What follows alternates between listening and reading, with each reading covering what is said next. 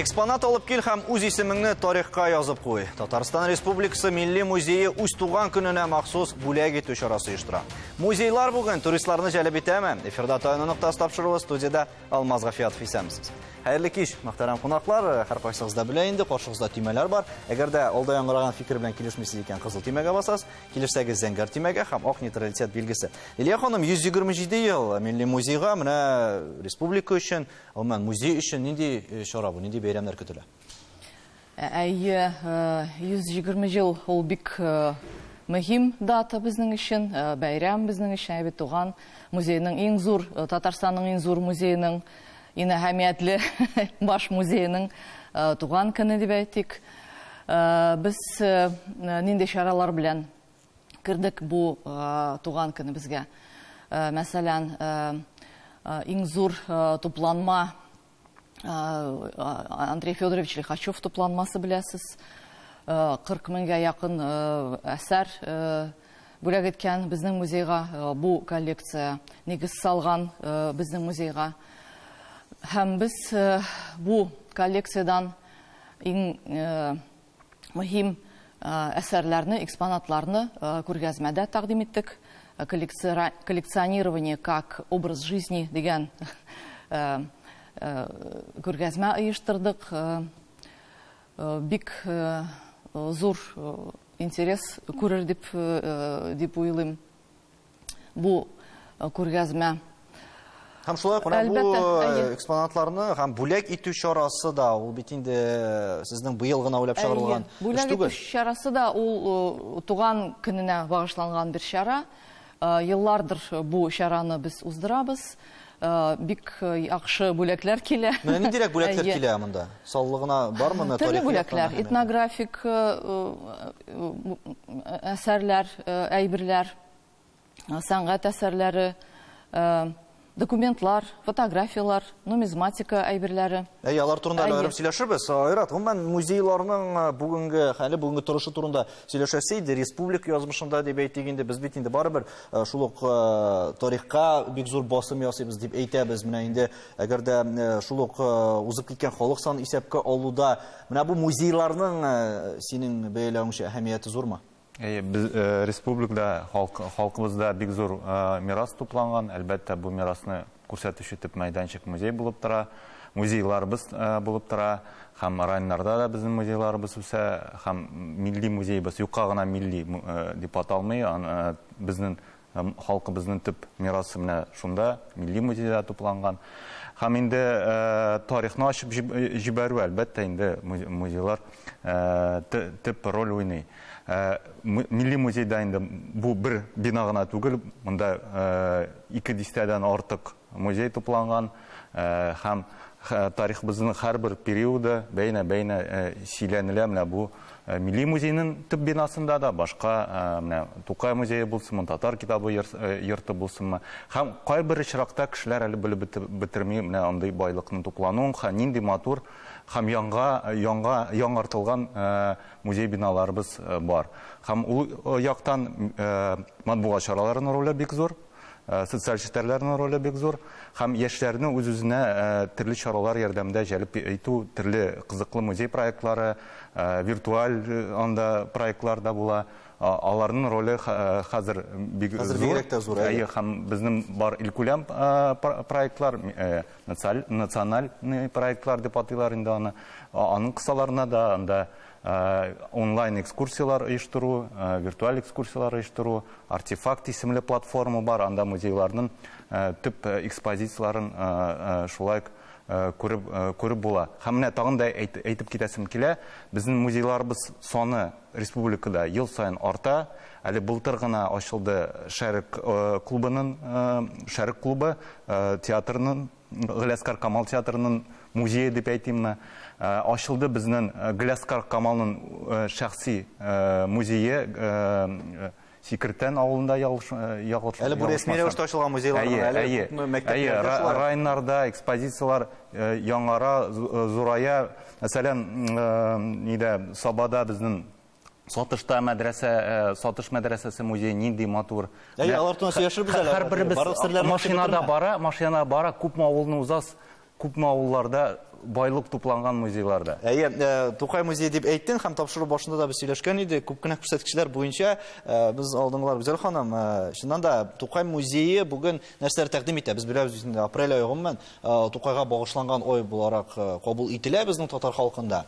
Менә ниндирәк чаралар көтелә шулай сездә дә һәм нәрсәсе белән җәлеп итәргә җыенасыз халыкны? Музей дөньясы ул үзенә аерым бер дөньядыр дип әйтәсем килә, чөнки анда эшчәнлек тә күп кырлы һәм без инде иң төп максатыбыз, мәсәлән, Тукай музее буларак, Татарстан Республикасы Милли музееның филиалы, без үзебездә Тукай иҗатын яратучыларны, аны өйрәнергә теләүчеләрне үзебезнең тирәбездә туплыйбыз.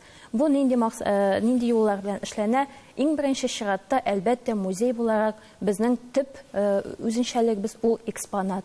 Без экспонат теле белән сөйләшәбез. Һәм бары тик төп ядкәрләр, аларны халыкка тәкъдим итү юллары, аларны туплау, аларны өйрәнү, ул инде безнең төп эшчәнлегебез. Экспонат теле дигәндә нәрсәне күзаллатасыз? Экспонат теле дигәндә, менә экспонатны кемнең, мәсәлән, Тукайның түбәтәен, Тукайның юл кәрзинен, Фатих Әмирханның дәфтәрен, Хөсәйн Ямашевның музейда сакланып калган башка бик кыйммәтле шәхси әйберләрен, алар хакында бик күп һәм озак сөйләргә була. Менә шуларны без җанландырып, халыкның күңеленә кертерлек итеп тәкъдим итәргә тырышабыз. Һәм нинди китап сезнең Менә кулыгызда? минем кулымда шундый китап. Ул фәнни эшнең, музейдагы фәнни эшнең бер нәтиҗәсе дип әйтер идем. Бу китап беренче тапкыр 1914 елда нәшр ителә Казанда Гарәп графиксында. Монда Тукай әйткәндә ул үз иҗатына ревизиясы һәм биредә Тукай урыннарының беренче фотографиялары, Тукай әсәрләренә ясалган иллюстрацияләр үзесен вакытында ук ясалганнары да бар, тупланган. Һәм шулай ук инде биредә күрергә мөмкин киреш мәкаләне.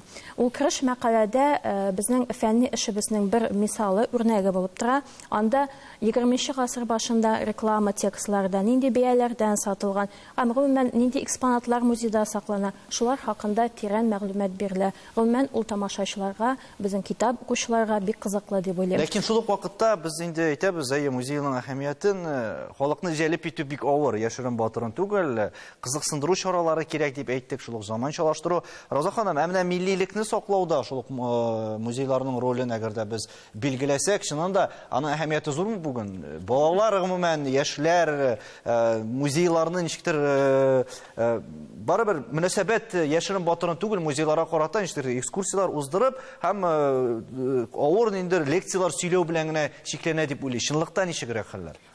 Билгеле, музейларның бүгенге көндә бигрәк тә әһәмияте зур.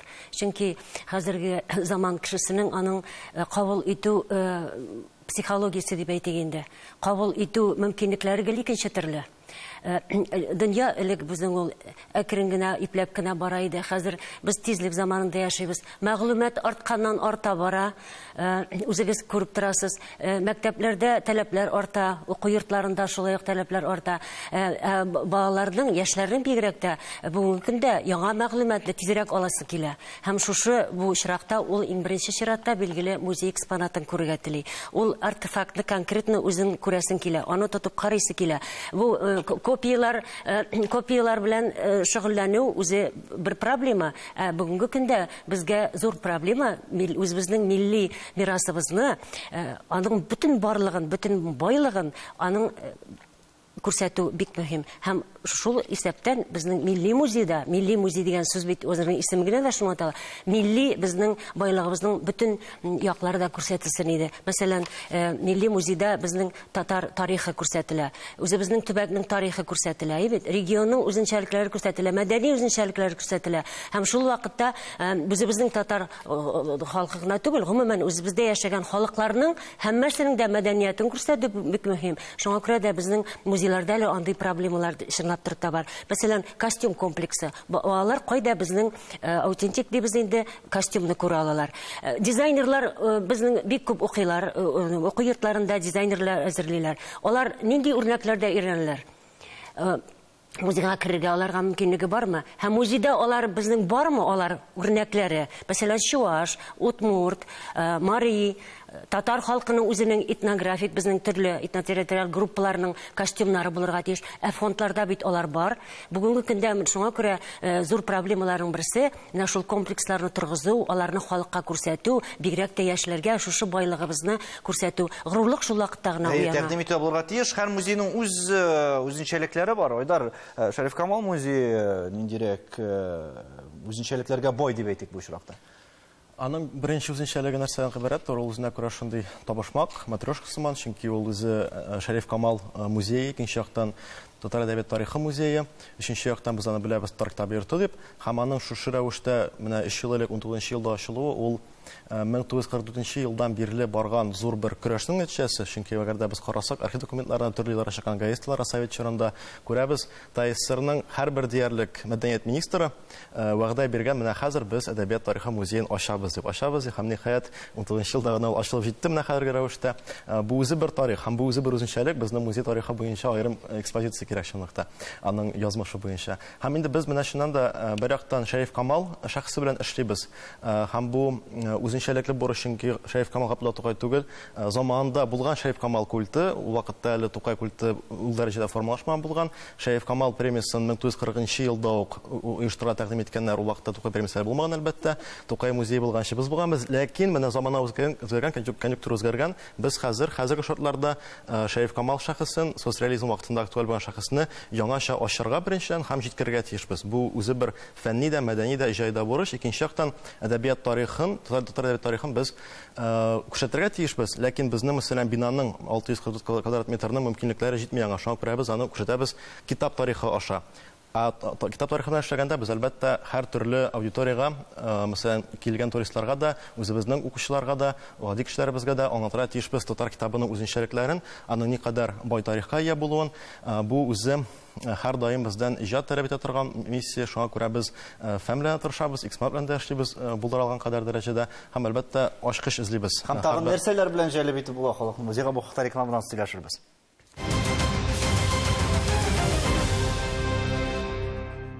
Татарстан Яңгасыр телеканалында Таяну нуктасы тапшыру музейлар турында сөйләшәбез һәм өлгермәдек без рекламага киткәнче менә матди булмаган мәдәни мирас турында сөйләшергә. Нәрсә ул Нәмзия ханым? Белеүчә, безнең 2017 елның 26 маенда Татарстан Республикасы матди булмаган мәдәни мирас турында закон кабул итте. Законның төп максаты булып, матди булмаган мәдәни мирас объектларын барлау, өйрәнү, популярлаштыру тора. Матди булмаган мәдәни мирас дигәндә без күз алдында буыннан буынга телдән телгә күчереп йөртелә торган халык авыз иҗат әсәрләреннән башлап фольклор, традициялар, традицион мәдәнияттәге безнең традициялар, гореф-гадәтләребезне күз уңында тотабыз. Һәм менә шушы объектларны без паспортлаштырабыз һәм паспортлаштырган вакытта без әлбәттә музейда булган тупланмаларга, экспонатларга таянабыз. Biz күбесенчә Татарстан Республикасының милли музее экспонатларына таянабыз һәм шулай ук районнарда урнашкан музейлардагы экспонатлардан читкә тәнүзләрендә киң файдаланабыз. Димәк, вакытлар узган саен музейда сакланган музей предметларының үз кыйммәте, актуальлеге һәм арта бара. Алар мәдәни код дәрәҗәсенә ирешә дисәк тә була. Кеше күп киләме, Лилия ханым? Халык күп йөрим бүген һәм кемнәр алар күбрәк? Мәктәп укучыларымы, инде туристлармы? Кемнәр килә күбрәк музейга? Халык бик күп йөри музейга. Шуны әйтәсем килә. Менә хәзер инде Гүзәл ханым әйтеп китте. Бөтен филиалларыбызга әлбәттә иң беренчедә Тукай музеена халык бик күп йөри. Милли музейга да халык бик күп йөри. Алар группалар, менә хәзер каникулы балалар киләләр. Төрле төбәкләрдән, Омск, Бурятия, фәлән, ягъни бик күп еракта булган төбәкләрдән, бөтен Россиядән хәзер туристлар киләләр. Бик сөенәбез. Гомумән туристларны җәлеп итү даирәт ничек уйлыйсың? Менә музейларның шулай ук бурычы нинди булырга тиеш? Монда гадәттә бит инде әгәр дә чит илләрдән килер икән һәм Казанга без инде беләбез шулай халыкның күпләп агылуын, беренче чиратта менә ниндирәк сезнең горурланырлык урыннарыгыз бар дип сорыйлар. Һәм шулай ук нинди төп музейларыгыз бар дип. Менә Казанда нәрсәләр тәкъдим итәргә була?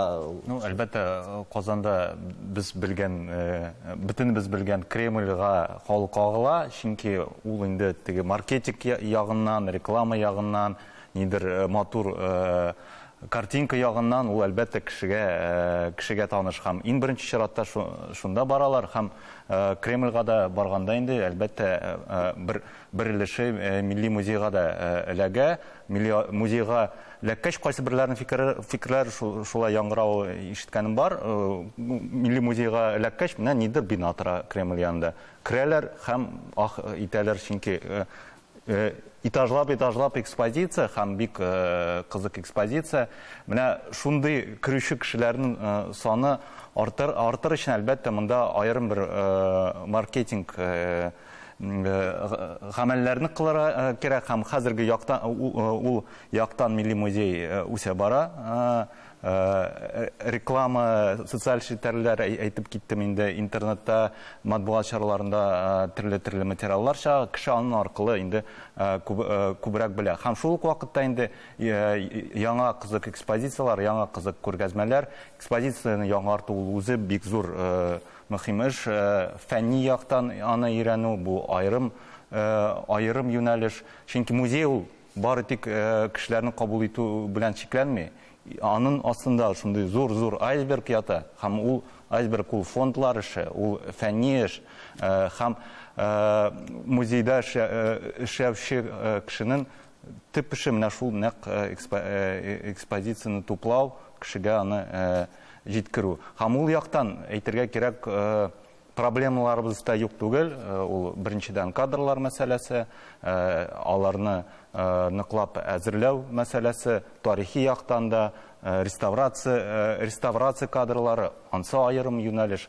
Бик күп музей хезмәткәрләренең төрле юнәлешләре бар һәм бу юнәлешләр буенча кадрларны яңа кадрларны җәлеп итү бик мөһим сорау отрасле өчен. Роза ханым, нинди проблемалар бар тагын бүген музейлар юнәлешендә? Билгеле, беренче чиратта ул кадрлар мәсьәләсе бүген көндә иң зур актуаль проблемаларның берсе, бигрәк тә милли кадрлар.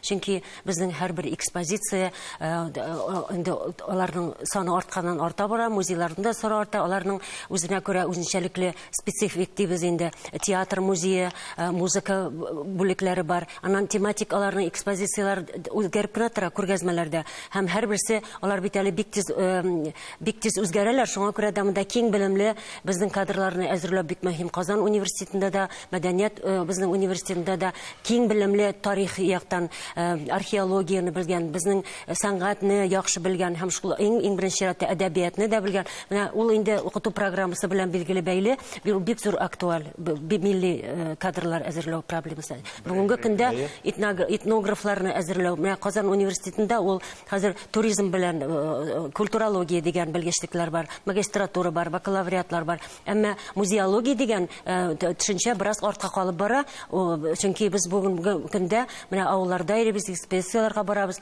Һәрбер авыл, мәсәлән, район музейларына кергәннән соң экспозициядә мин сорыйм экскурсоводтан, бу сезнең экспонат кайдан? Алар аның тарихын белмиләр, аның легендасын белмиләр.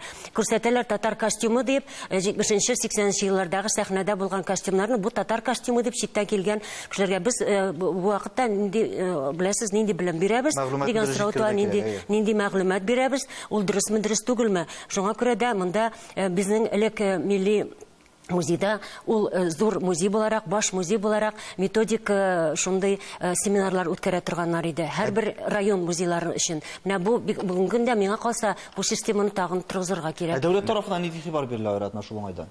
Мин бер истәп әйтәм генә, университетта укыганда иң кызыклы практика ул чынлап дигәндә менә безнең бөтен тарихчылар өчен музей практикасы булды. Чөнки без көн саен төрле музейларга йөрдек.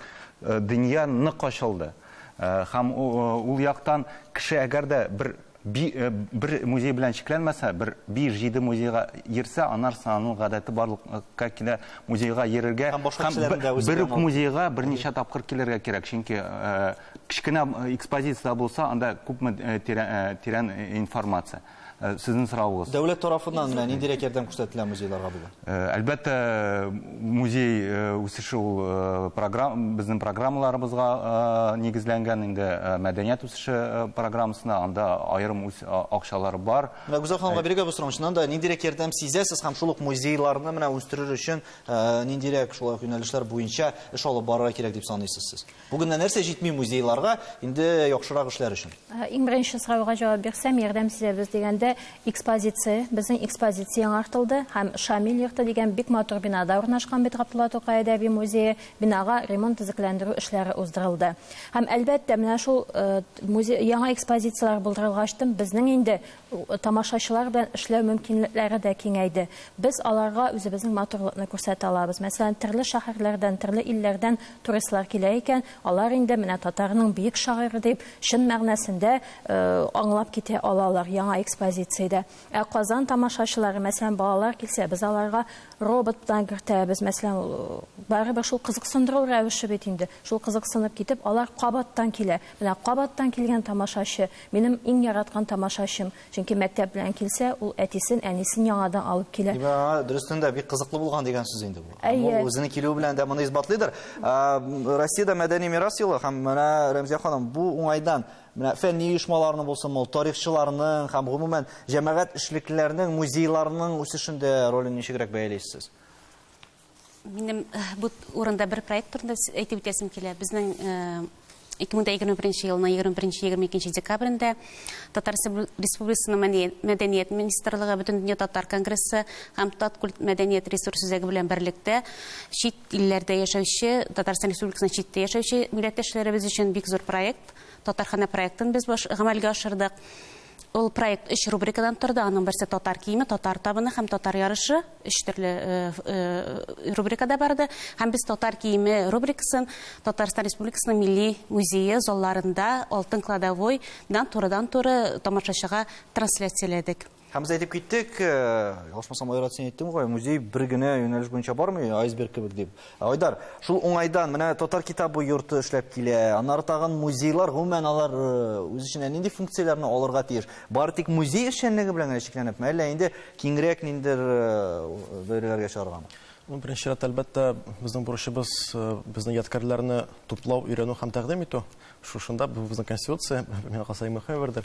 Әмма хәрби шартларда, бигрәк тә безнең татар милләте шартларында без һәр төрле ысуллар ярдәмендә үзебезнең тарихыбызны, тематика кара әлбәттә, үзебездә булган кыйммәтле ядкарны да, кыйммәтле идеяны да, матди булмаган әйбердә җиткерә тиешбез. Моның өчен, мәсәлән, безнең музей чирагында без бик актив алып барабыз мәдәни эшчәнлекне, мәдәни агарту эшчәнлеген, концертлар булсынмы, балалар өчен спектакльләр булсынмы, лекторияларда, түгәрәк өстәлләрдә һәм башка төрле чараларда шул исәптән онлайн эшчәнлек безнең керенләп үсеп килә, шундый нәшер итү эшчәнлеге безнең аерым социаль челтәрләрдә, платформаларыбызда без үзебездә булган сирәк аз билгеле булган текстларны урнаштыра башлар, мәсәлән, ул инде менә һәр төрле форматта барып җитәргә тиешбез. Гомумән без бит инде музейларда, башка мәдәният оешмаларында, фәнни оешмаларда, безнең милләт очрагында барыбызда бер команда, барыбызда бер такымда көрәшәбез, алга апарга телебезне сакларга,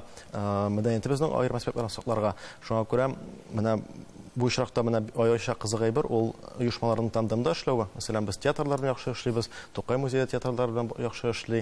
Менә бу безнең киләчәк. Һәм аларга да бу биргә бер үсеш өчен бер юл булып торадыр. Лилия ханым, сез ничек күрәсез музейларның киләчәген гомумән? Ниндирәк үзгәрешләр кичерерләр икән? Безнең үсешебез мөмкин түгел хәзерге вакытта. Чөнки безнең фондохранилищебез юк. Безнең бинабыз иске һәм еллардыр ремонтланмаган. Шуның өчен бу безнең иң бөек максатыбыз һәм хыялыбыз. Минем иң бөек хыялым, беләсезме, берсе 130 елындамы, музейның 140 елдамы килер дә миңа бер ачкыч уздырыр. Мен сиңа фондохранилищеның, яңа фондохранилищеның ачкычы. Бәлки ул хыялыгыз тормышка бәлки. Ама еллардыр көтәбез, бер нәрсә дә юк. Тапшыруга нәтиҗә ясап әйтсәк. Бик кыен сорау, анда бик комплекслы сорау, чөнки ул кадрлар мәсьәләсе мөһим, ама фондохранилище һәм бина, иске бина.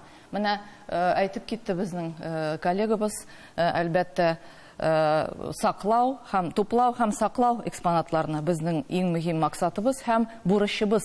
Безнең тапшыруга якынлаша. Тапшыруга якынлаша, Роза ханым, нәтиҗә ясап әйтсәк, менә бу музейларның милли, тарихи, мәдәни әһәмиятен билгеләүдә нәрсә таяк ноктасы булып тора?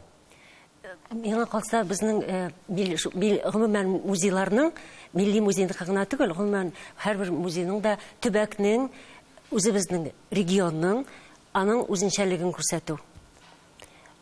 Аның тарихын, мәдәниятен бөтен барлыгы белән күрсәтү миңа калса иң зур мөһим бурычларның берсе. Һәм уларның таяну токтасы. Дөрестән дә шулай, музейлар бүген заманча юнәлешләргә яраклашырга тырыша, ләкин шул ук вакытта гыйлем ягыннан да, тарих ягыннан, мәдәният һәм милләт ягыннан да алар шулай ук үсештә булсын дигән теләктә саубуллашабыз. Исәнлектә күрешергә язсын.